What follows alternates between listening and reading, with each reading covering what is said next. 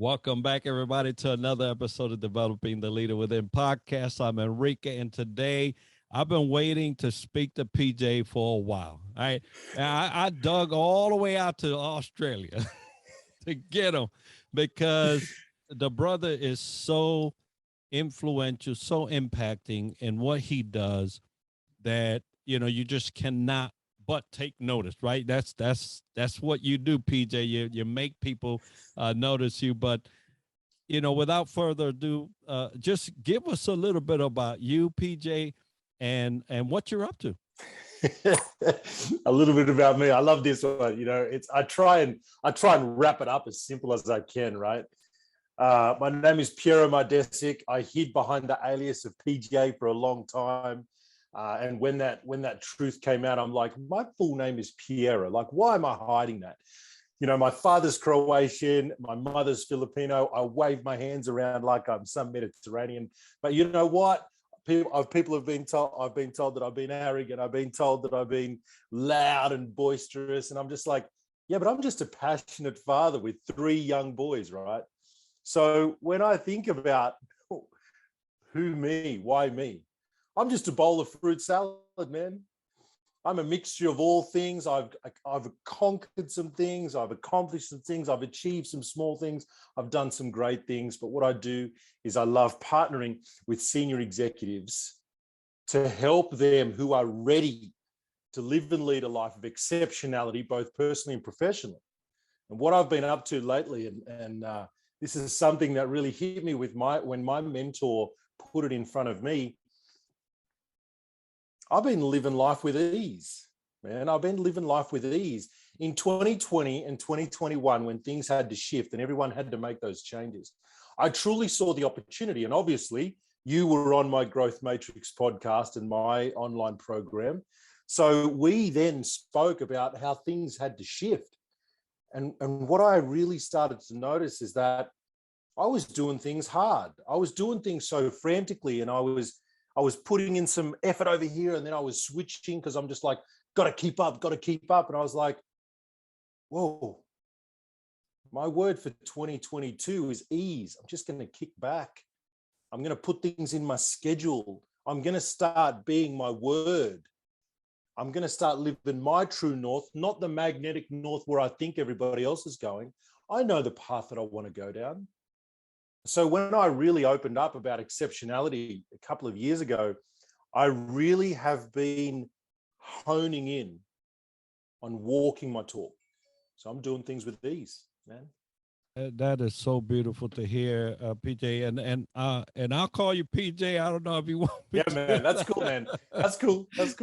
But you know, exceptionality. So leadership and exceptionality, which is a interesting combination because you expect leaders to be exceptional, but we all know that you're going to get a big swath of leadership, right? You're going to get those that just come in trying to figure things out. You're going to get those that are teaching because, hey, that's where the level they're at right now, and anything in between. But exceptionality is something that does not take into account whatever level you are. It's you at that moment. So tell us a little bit about your definition of exceptionality, and then we'll get into how leaders can get to that stage in life daily. Okay, so I believe that exceptionality comes to 3 main fundamentals. I created my methodology around this idea of exceptionality, and I went through some crazy times when I was growing up, which you'll be able to check out in my book, and some of the stories that I created in my lifestyle to get where I am. But there's 3 main fundamentals. Now, number 1, I believe alignment is one major pillar you need. It is horrendous how many people I run into at events, or we start having side conversations, and they're not in alignment with their values. They're not living their word. It's exactly what I mentioned before.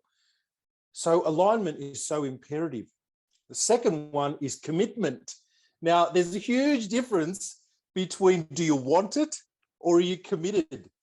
There's a massive difference between that talking the talk and then walking your talk. And I mean, people that I even coach and mentor, there might be like a schedule change, or there might be like a missed email, and they've called me to account because I'm teaching them. I'm teaching them, and I know that we're going to get into this. So the second one is commitment. The third one is mindset and mastery. It's amazing in such a sad way. And when I say amazing, because there's opportunity there, but how many people run away from their own stories? And the one key thing to living an exceptional life personally and professionally and leading that for others is facing that. You've got to be willing to face it. Mastery is the continuous repetition of something. So if you're going to, one of the chapter titles in my book is Unearth the Truth Behind the Lies That You've Been Living. So if you want to master that, it means I'm now just going to be truthful across all areas of my life. Now think about that. If you're listening to the podcast right now, what would shift if you truly told yourself the truth all every day? But not only that, you lived it. You lived it. You lived it. It's a big ball game. So they're the three fundamentals. They're the three pillars that I talk about with all of my clients and anything to do with exceptionality. Well, I love the fact that you bring out truth, and we're going to end with that as we go through these pillars, because it's very important to understand that without truth, there can be no clarity. Everything is muddied water if it's not truth. And so if for those leaders out there and you're talking about, hey, I want to be exceptional, I want to master some stuff, it is going to require some skin. And I'll tell you that right off the bat, right? Because when you talk about truth, it's kind of like when you talk about self-awareness, right? My wife provided for me the other day a little bit of self-awareness, right? It was painful. It was painful, but I needed to hear it. And it cost me some skin, but guess what? Skin, it comes back. It comes back sometimes like better. So let's dissect these pillars, because alignment, it's beautiful that you start with alignment, because have you ever driven a car that's out of alignment? Oh man. No. I have, and it is no joke. It will take you sideways and in directions that you do not aim to go. And so let's talk a little bit about that alignment piece. Okay. I love the way that you brought up a car, but one of my greatest analogies is a boat. You think about, and I said it earlier, you think about magnetic north, right? If you think about how many shiny objects do leaders, developers, innovators get sometimes distracted by.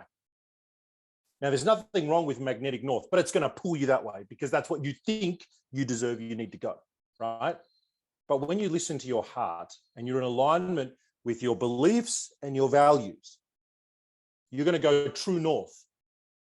So when you think about that boat, and if anyone's been sailing, you're going to get this straight away.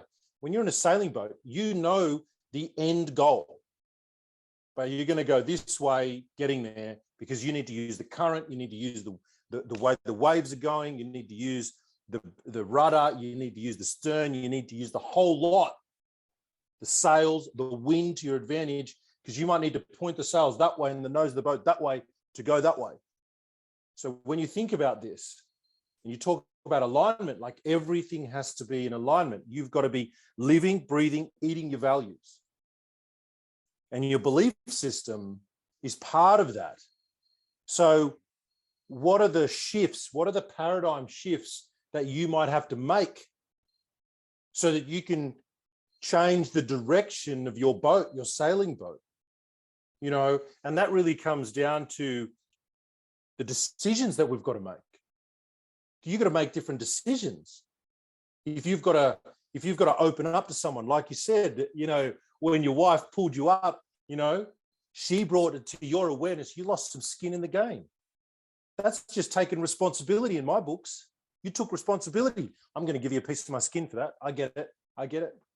Thank you for bringing it to my awareness. And that's a whole nother level of mindset mastery that which we'll get into. So alignment, living to your beliefs, living to your values, living your true north, and making the decisions that you've got to make. And that paradigm shift, it's imperative. And it's so important. This, so we just closed out the month of January. There's a lot of people that started something in January 1st. By now, they done floundered and said, that's enough, right? But the other day, so I'm on this health conscious, it's not, I'm not on a diet or anything. I know what I want to weigh. I know what I want to weigh because I know ideally in that category, that weight class, I perform physically at my best, right? So I'm like 9 pounds away from my ideal weight where I feel the best, right? So I get on the scale and I said, well, hold on now. I've been putting in the work. So what's up with the results here? Because something's got to give. And so I start calculating. I said, okay, so what are you doing in terms of your true north of this weight class? And so I start saying, okay, well, I do this. Okay. Well, then it's obvious that if your eating habits have changed to the better and you're still doing exercise, then you need to up the time on that treadmill. So you're plateauing, man. You're plateauing. And so for leaders, we get into these plateau situations, which is basically the opportunity for misalignment. That's really what it is. Yeah. And then I said, okay, bro, you got to up that time on the treadmill. And sure enough, I added 15 minutes more and it broke me out of that plateau. I started to see it again. So when leaders are plateauing, especially when it comes to their values, their beliefs, and things are not aligning to what their true north is, what are the repercussions? Ooh.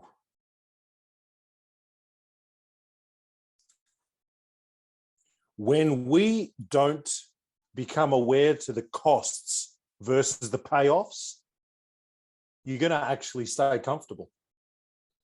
And nothing grows in your comfort zone. And my greatest saying is conquer the uncomfortable, unleash your potential. Because on the other side of that discomfort is more potential. Exactly what you're saying about the plateau. That's the biggest thing that I want to really grab hold of here. The repercussions are going to be what you've always done is what you're always going to get then. So in order to get something new, you've got to do something different. We know the quote. We all have heard the quotes. The other repetition that I believe that I want to bring to awareness here is cognitive dissonance. And that is, if we've all heard the quotes and we're reading all the books and we're talking to our friends about it, it's like you saw me a year and a half ago. You would say that I've changed. I've evolved. Content on the internet's different. The people that I engage with is different. When I look at you, you've evolved. If I look at your content, it's evolved. So other people, the repetition is the cognitive dissonance. Nothing's going to change if you don't change, if you don't make the effort to do so. So you can talk about all the million books in the world. You can talk about all the quotes. You can post another quote.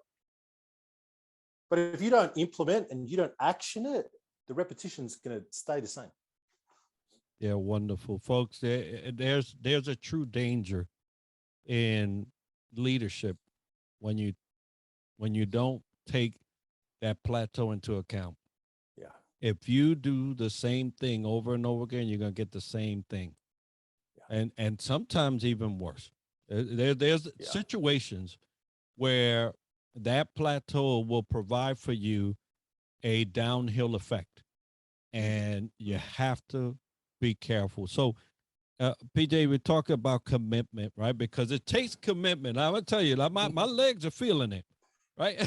I'm feeling those 15-minute increase to the thing, but so is my body. My body is saying, wow, thanks, bro. That you were able to identify that what area it was that you needed to tweak in order to get you to this next level.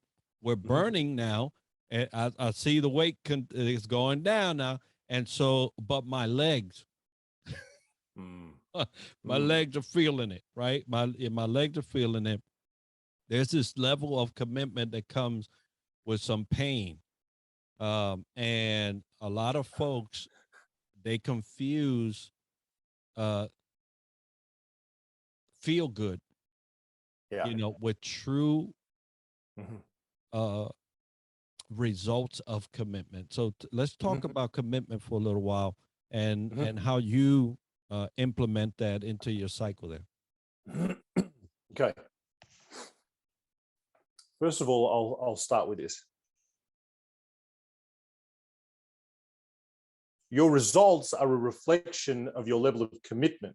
So if you're not getting the results, take a look at your commitment, because results don't lie. Period.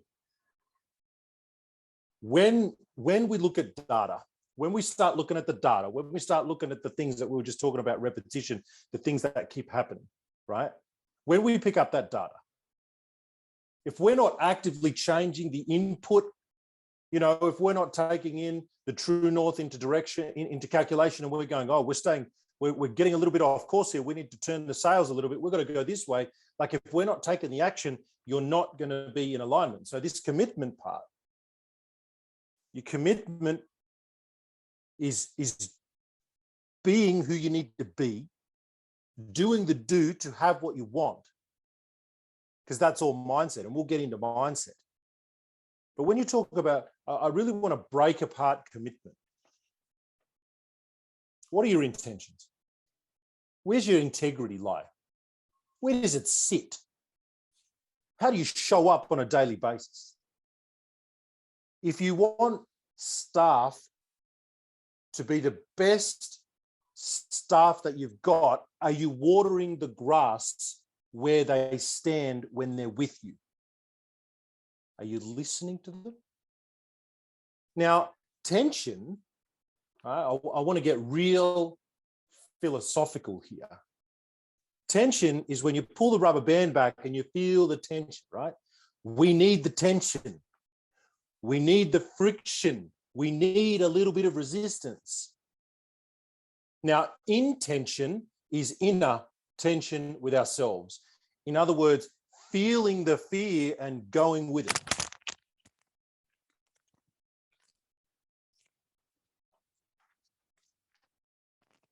I got way too excited just then. You got to feel the fear and you've got to go with it. And, I'm not the... Will Smith says it the best, right? What's his quote? Feel the fear and fuck it, go with it anyway, right? But why I'm talking about intention with commitment, because when you are truly committed, to get it, you've got it, it's in the zone, it's there, the true north is there. Nothing is going to stand in your way. If anything, things are going to shift the way you want them. So, have you ever gone bike riding? And have you ever looked at a tree and you're like, don't hit the tree, and then you hit the tree? So I love mountain bike riding, right? I love mountain bike riding. I go cross country, I go enduro, I go downhill, I do the whole lot. I remember this one day, and this is going to be funny because the audience will know the person that I'm talking about, and Enrique, you know Ella as well. So this one day, right? Ella had no idea what I was doing. I was on my bike and she's like, are you sure you want to talk? I said, yeah. And I had the camera looking up towards me. And I remember I'm like, oh, there's this tree coming. And as I said it, I couldn't turn it up. I hit the tree and she was literally still talking. Are you okay? Are you okay? Anyway, the point of the story is this. Where your focus goes, energy flows, but your focus creates your reality. So if you're committed and you've got the end goal in mind, and you know that that's the end goal, you are going to talk to the right people you will talk to them in a way of, I live, I breathe, I eat my philosophy. This is who I want to talk to. Do you know someone? Oh, wow. You know, like the conversation shifts. The conversation shifts. You don't go to people to get something. You go to people to give something. So even when you represent your language, when you represent your philosophy with those people, they're going to go, wow, like that was different. You're just going to be impactful. You're going to influence them, like we spoke before the podcast. Like you said, the way you do something teaches others how to do it. And another one, this is all going to roll into commitment. The way that you treat other people is teaching them how to treat you. So if you're a leader and you're looking for exceptionality, now I believe every single person could be a leader, because it's all about intention, integrity, alignment, commitment, mindset, mastery, all of these powerful words that we can use. But when you treat others, you are teaching them how to treat you. And this is a big one. I talk about this with fathers all the time, especially when it comes to commitment, because they're committed to work based on their values. They're in alignment with what they want to do. They just want to provide for their family. And then often they get left behind because they actually didn't put themselves first. So when you put others first, you're teaching them to put you last. Now, that could be very controversial for some people, but when you look at it from the big picture point of view, right, there's nothing wrong with doing something for yourself. If anything, that's the whole idea behind personal development. Self-development is look after you so my cup's full so that I can pour from an empty cup. Well, I don't believe there's such a thing as an empty cup. I believe there's either a cup full of goodness or greatness, and then there's a cup full of toxicity and bullshit. So where are you pouring the cup from? And when I talk about commitment, and I know you're the same, when we talk about commitment, get committed. It's not about just wanting it. It's committed. It's a different ballgame. Well, I love that you mentioned two things that my head has been just pinging back and forth, and it's around the tension, right? Yeah. And going back to my physical fitness example here, there's a tension. There's an amount of tension that the machines are going to provide for me, mm-hmm. right? Mm-hmm. And that's all by design. It's made to put some stresses on your body that'll cause you to build up. Well, first lose some of the stuff that you don't want, and then build up some of the stuff that you want. And those things are by design. They're there, whether you get on it or not. That's still there. That tension is still there. Mm-hmm.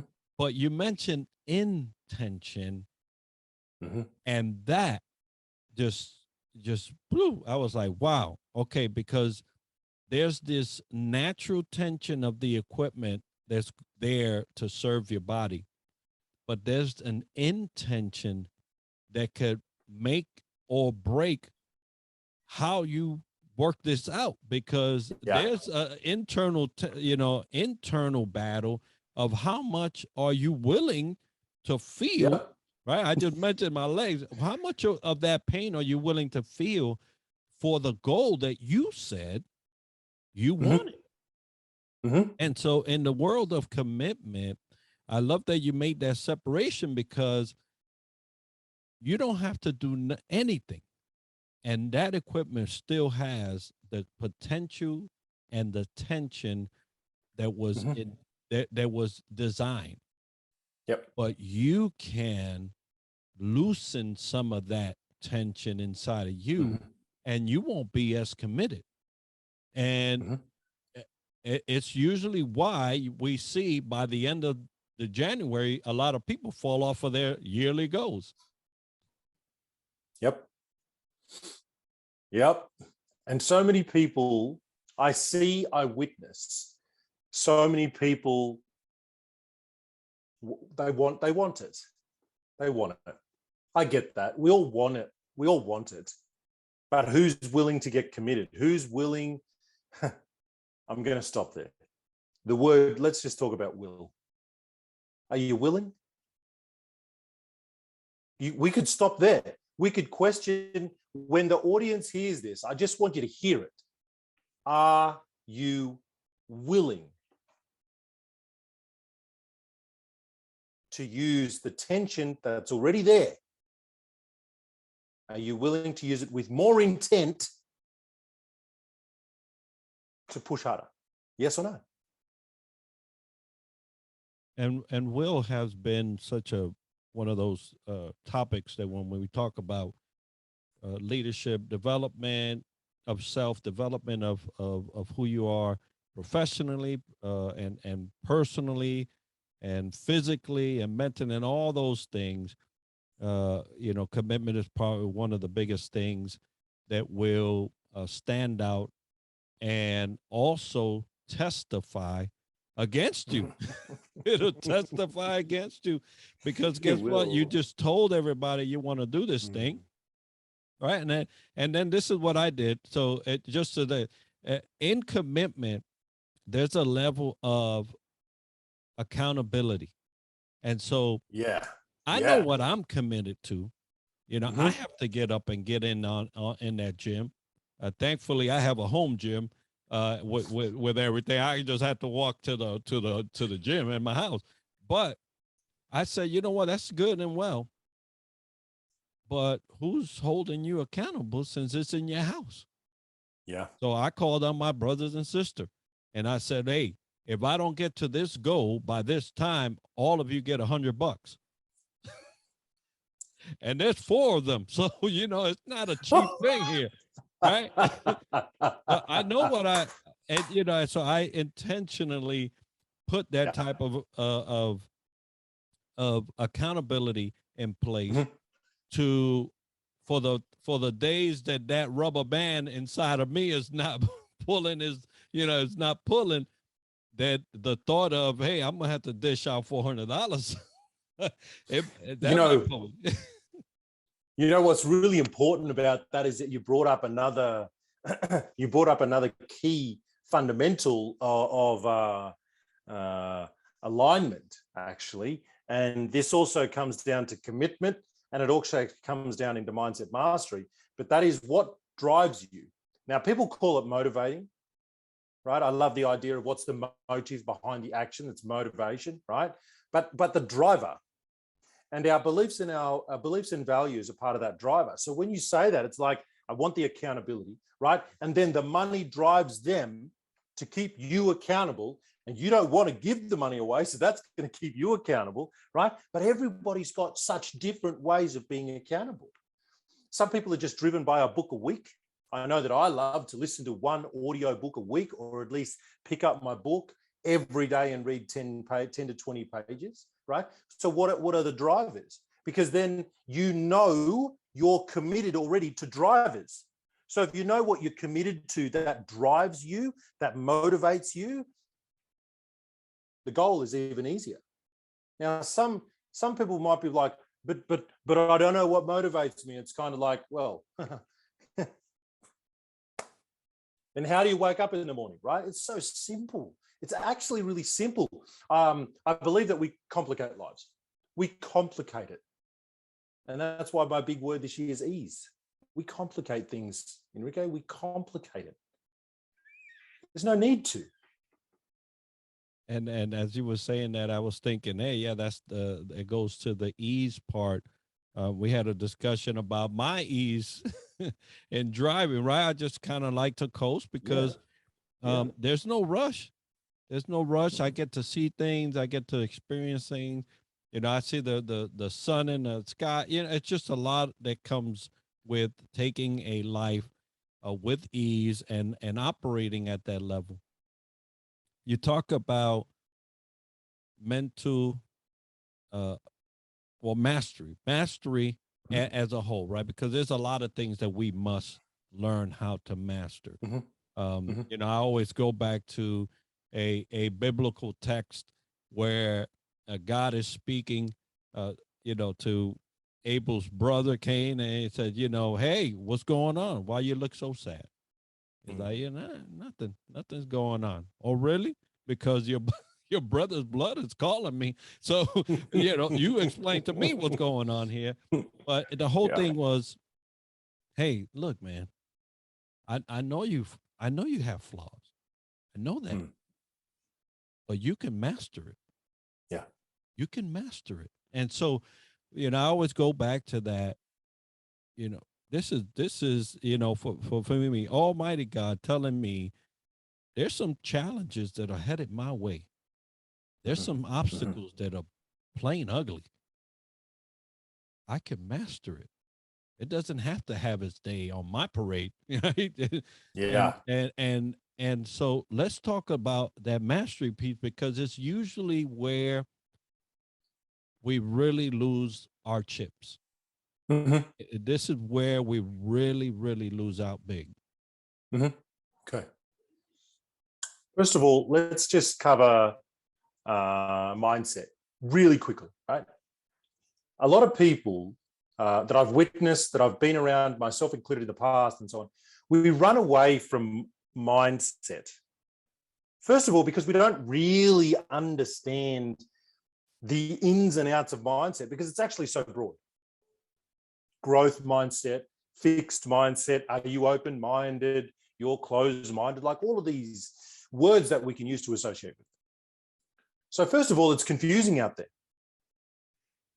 It's basically the law of fundamental of mentalism, which was back in the days of Kabbalion.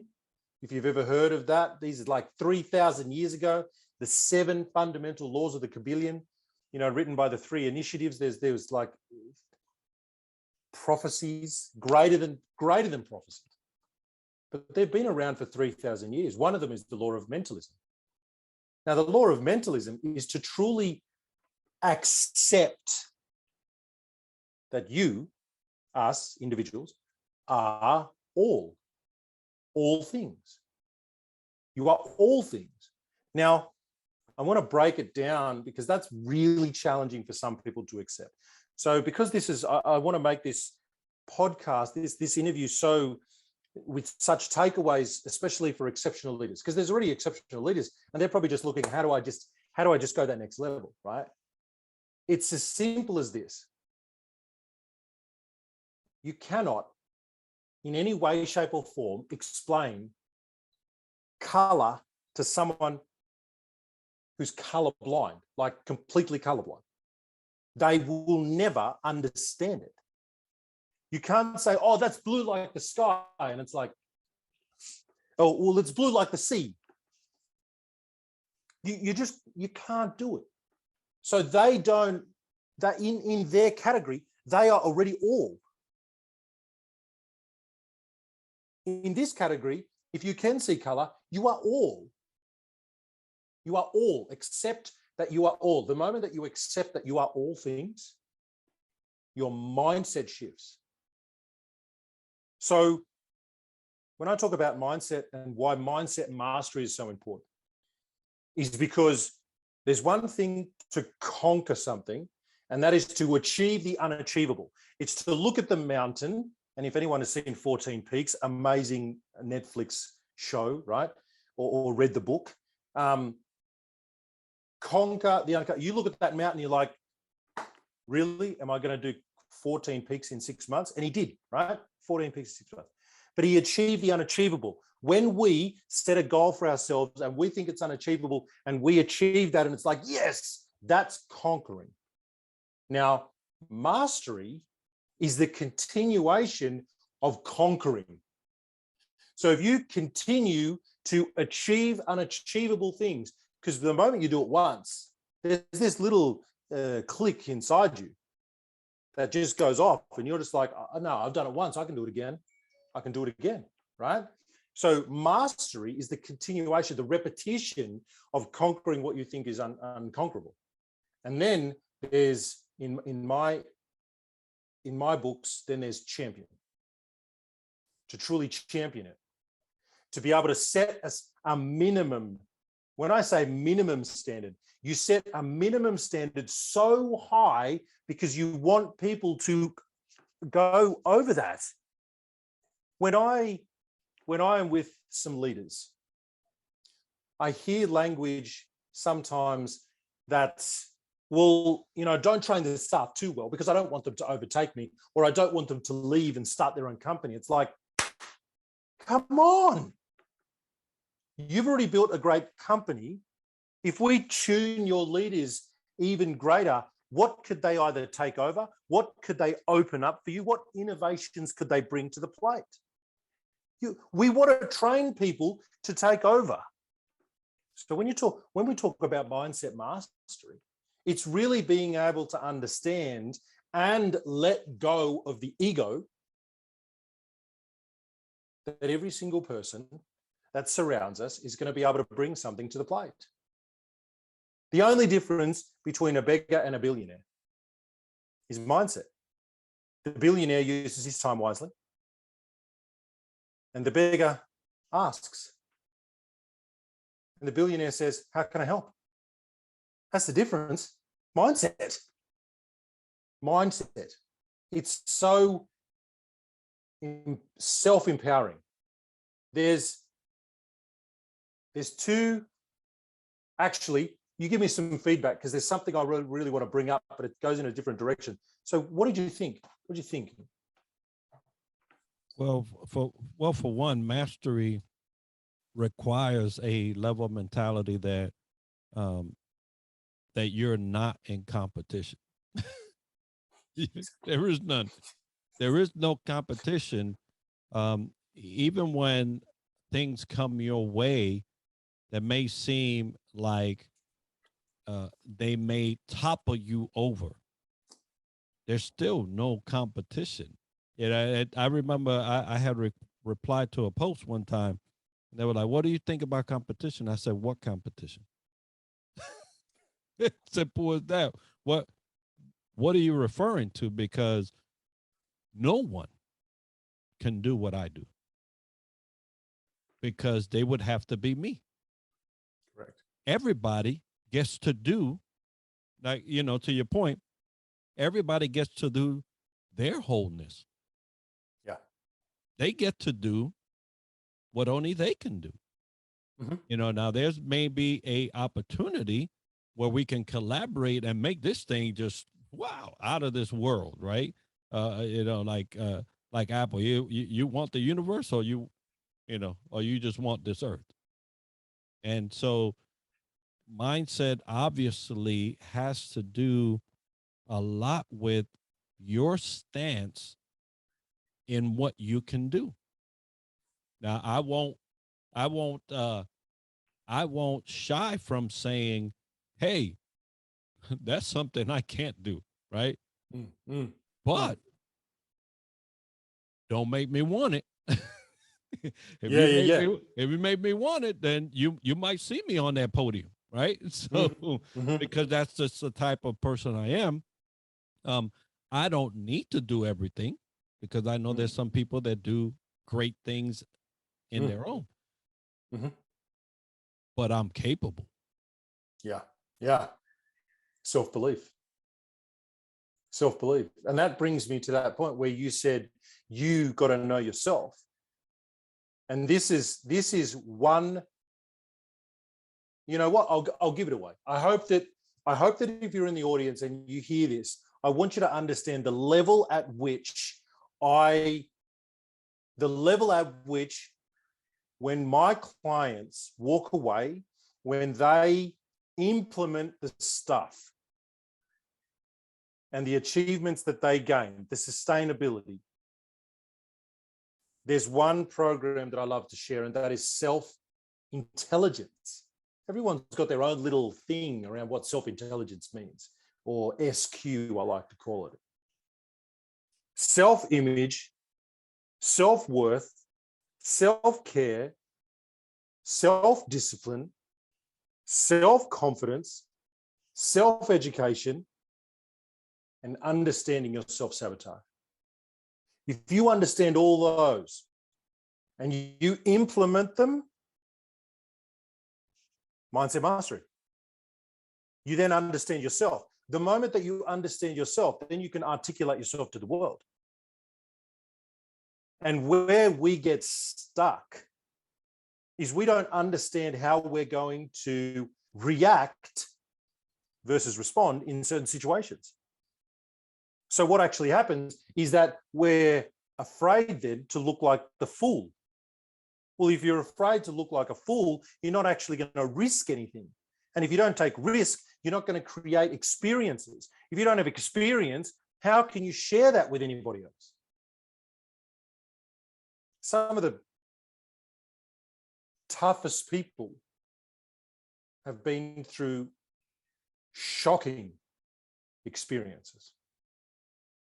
Man's Search for Meaning, Viktor Frankl. Kobe Bryant, Michael Jordan, Thomas Edison, Grant Cardone, Mary McKillop, Oprah Winfrey. Some of these inspirational, exceptional leaders that I look up to have been through some horrible experiences. Now, we've spoken in the past about tough times equal tough people. Tough times create tough people. There is a level at which I believe there is urgency right now to really co-create together from a space of love in leadership.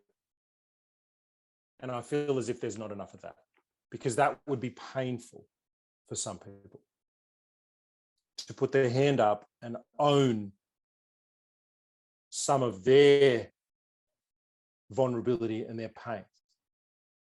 So they hide them. There is such an urgency for that right now. We've just been through two of the toughest years, which were just so challenging because we didn't know what it was going to bring us. But there is right now, there is still that sense of urgency in leadership to co-create from a space of love. Why? Inclusionary and diversity has completely changed. I don't want to bring up the words because I think they're irrelevant, but I'm going to talk about inclusionary and diversity have completely changed over the last 2 years. We are separating over stupidity. That's my belief. It's my belief. This is why I think that in leadership, there is an urgency, and I'm going to say it again, there is an urgency to co-create from a space of love. And that has been something that has been there for way, way more than 2 years. I mean, I've seen it all throughout my professional career where there has been a hesitation to co-create. It's always been I have to be at the top and no one else can. And if they try to come up, I'm gonna knock them down. You know, there's not been ever in my lifetime a time where there was a leader that was saying, hey, come on up, everybody. Yeah. It was like, hey, this is my time. You'll get your time. And it has truly been the factor why there's so many divisions within organizations alone, let alone, the world. Now there's there's some cultures that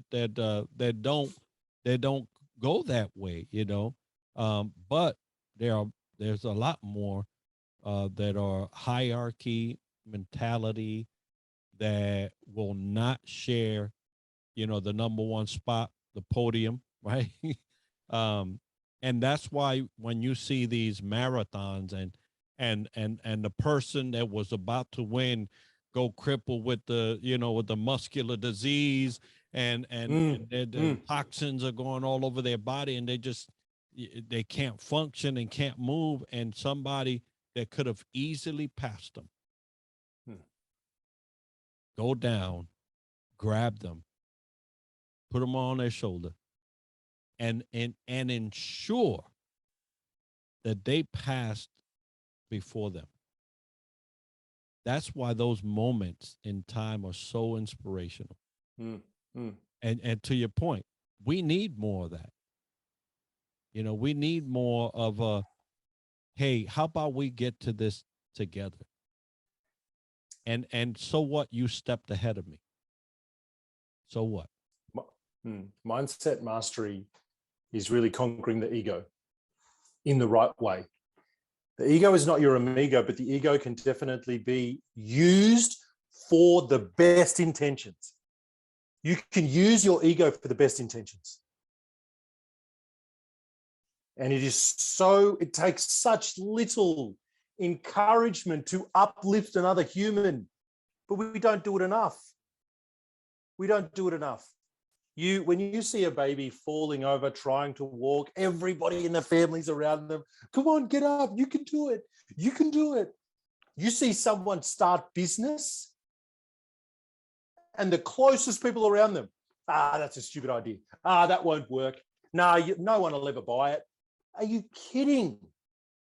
Why don't we lift each other up? It takes such little, and that's mindset. Lift them up. Like, why would you even say that, right? But this also goes, I love your point about the people being on the podium. This also goes for people trying to get to the podium. Sometimes the ego is slowing them down because they're not using it to their best advantage.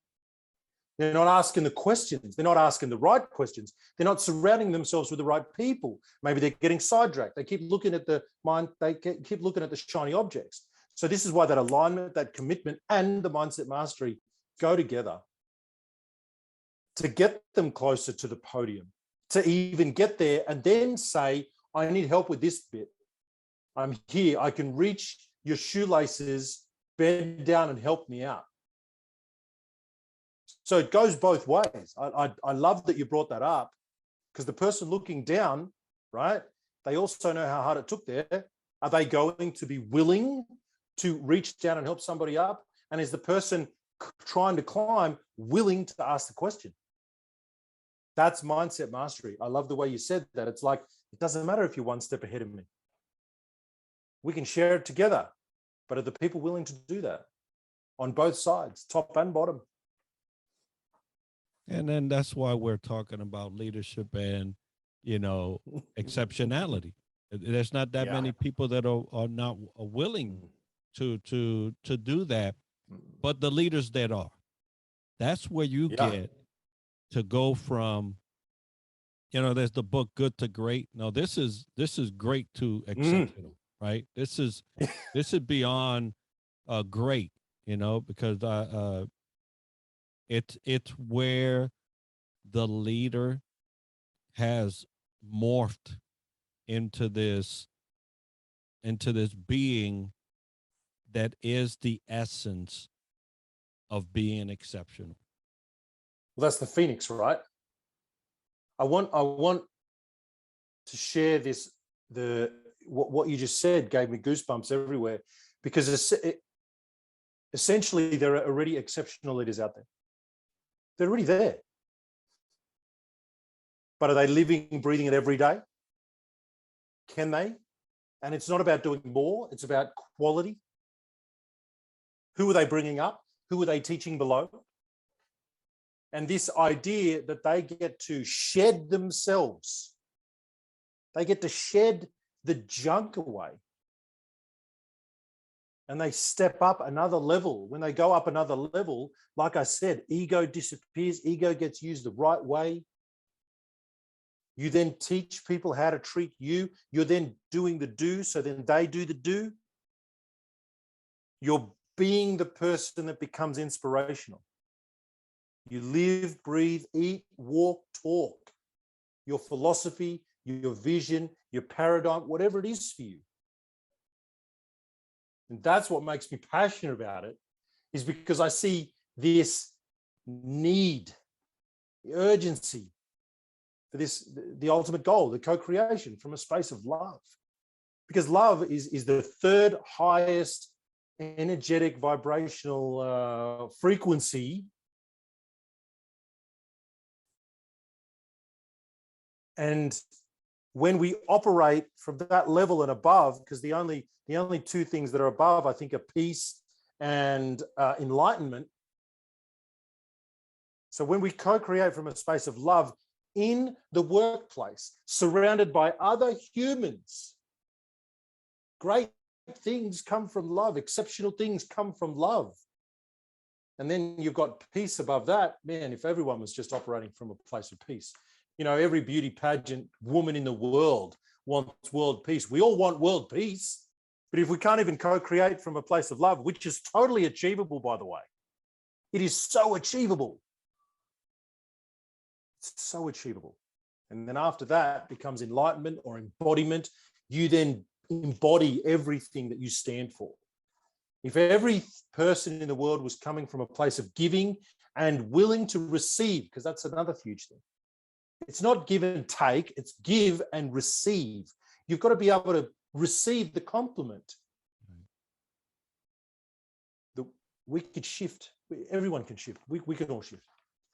It's funny you bring up the pageant, you know, the beauty pageant scenario there, because the other day I was talking about that I always take moments where I say, you know, if you could have one thing, what would that be?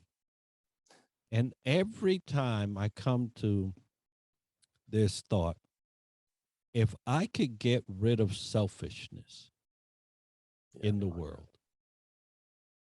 And then as I was talking to somebody, it was like, you know, that's funny because all the beauty pageants, all they want is they want world peace. Well, they should be asking for a world without selfishness, because that's where we would transcend as humans. Yeah, if this world would be a world without selfishness, wow, you know, talk about exceptionality. Well, PJ, brother, thank you so much for sharing your 3 pillars and this conversation. I hope, folks, that you are listening, that you have gotten something out of alignment, commitment, mastery. You know, these are the things that will set you apart from everybody. And hopefully, as you commit to these things, as you display these things, you bring somebody else along. PJ, if someone wanted to get a hold of you, get into your class, get into your masterminds, all those things, where would they go, and where should they go? Definitely reach out to me on LinkedIn. There's also a link tree, which I'll provide to you. So you can click on a link through Linktree. I operate in one-day masterclasses now with 12-week follow-ups. You know, we can talk about that kind of stuff, but the main thing is to reach out on LinkedIn through the Messenger app. You know, you can reach me through obviously the website, and all of the stuff that I talk about is on the website. So if you actually go to the website, like this is that whole living, breathing thing, right? It's there. So the website, you can reach out to me personally. You can find me on Google, like it's all there. Outstanding. Well, folks, I'm going to make sure to get that tree into the show notes so you can easily get a hold of PJ. Brother, once again, thank you for sharing your morning, your day with me. This has been a very enlightening topic to discuss as we get down these roads of leadership. But I thank you, and I wish you all the success in this world. And if you ever want to do a little more, would love to have you again, maybe next year, brother, just to talk about how far you've gone. But thank you once again, folks. Thank you for being with us. I hope that this topic and this talk has been enlightening to you. And as we love to close this show, success to you.